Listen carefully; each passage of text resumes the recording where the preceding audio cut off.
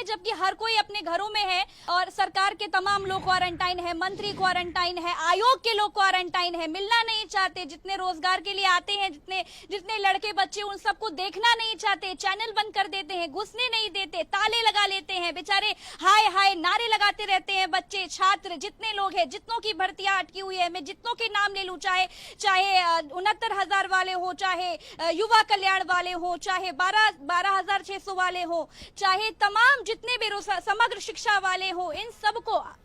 Pharmacist वाले हो, इन सबको नौकरी की जरूरत है, लेकिन इनकी भर्तियां अटकी पड़ी हैं। किसी के रिजल्ट आ गए हैं लेकिन फिर भी नौकरी नहीं मिली क्योंकि डॉक्यूमेंट वेरिफिकेशन नहीं हुए हैं। किसी के एग्जाम हो गए हैं, रिजल्ट नहीं आया है, वो भी इंतजार में पड़े हुए हैं। तो 90 दिन का वक्त दिया था शैलेंद्र सरकार ने कि हम जैसे ही सरकार में आएंगे 90 दिनों के भीतर जितनी भर्तियां अटकी पड़ी हैं सबको क्लियरेंस दे देंगे, क्लीन चिट दे देंगे। लेकिन उम्मीद है लोगों को कि आज इतना वक्त हो गया लेकिन अभी तक किसी की नजर क्यों उन बेरोजगारों पर नहीं जा रही है। प्रज्ञा, ये युवाओं का धैर्य ही था जो इतने दिन तक वो संयम बरतते रहे, लगातार वो दुश्वारियों का सामना कर रहे थे, लेकिन उन्होंने आवाज लोकतांत्रिक तरीके से ही बुलंद की। लेकिन खास बात प्रज्ञा ये भी है कि बेरोजगारों की इस समस्या को, इस हालात को अब विपक्ष ने भी समझा, जो अभी तक सुस्त पड़ा हुआ था, चाहे सपा की बात कर लें, चाहे कांग्रेस की बात कर लें, उन्होंने समझा कि ये वो वर्ग है जिसकी आवाज बनना बेहद जरूरी हो गया और तब ये आह्वान किया गया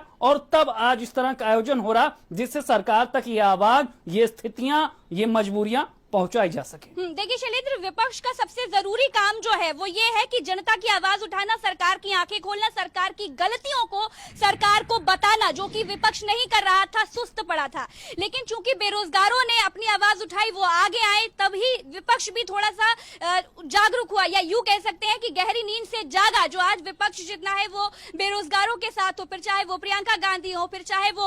वो अखिलेश यादव हो, चाहे वो समाजवादी पार्टी, कांग्रेस, आम आदमी पार्टी, तमाम लोग बेरोजगारों की आवाज उठा रहे हैं। लेकिन सरकार की नजर में अभी तक नहीं पड़ पा रहा है। ये भी मैं आपको बता दूं, लगातार कोशिशें हो रही हैं। इस कोरोना काल में शैलेंद्र, ये छात्र जो सड़कों पर है, मैं आपको एक और बात बता दूं कि अगर सोशल मीडिया नहीं होता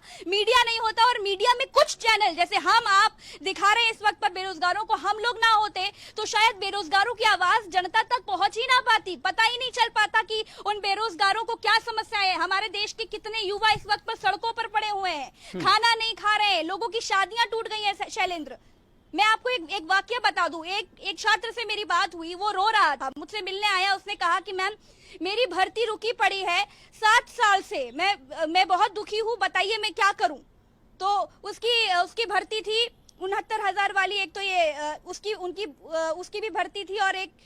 युवा कल्याण वालों की उनकी भर्ती थी। बेचारे परेशान हो गए, कह रहे हैं कि हमारी शादी टूट गई, बताइए हम किसके पास जाएं। बिल्कुल प्रज्ञा, दुश्वारियों का, दर्द का ये सिलसिला कोई 1-2 साल का नहीं है, लंबे अरसे से बेरोजगारी का दंश झेल रहे प्रदेश के सबसे बड़े युवा वर्ग के सामने ये समस्या थी, जिसके बाद आज ये कैंपेन चलाया गया है, सरकार तक आवाज पहुंचाने की कोशिश की गई। तमाम जानकारी देने के लिए आपका शुक्रिया और फिलहाल इस बुलेटिन में इतना ही, दीजिए इजाजत, नमस्कार। हर कोई चाहता है कि उसकी स्किन हो सुंदर, कोमल और ब्राइट, तो फिर कोई भी साधारण सी कॉस्मेटिक क्रीम क्यों? अपनाइए 12 खास आयुर्वेदिक जड़ी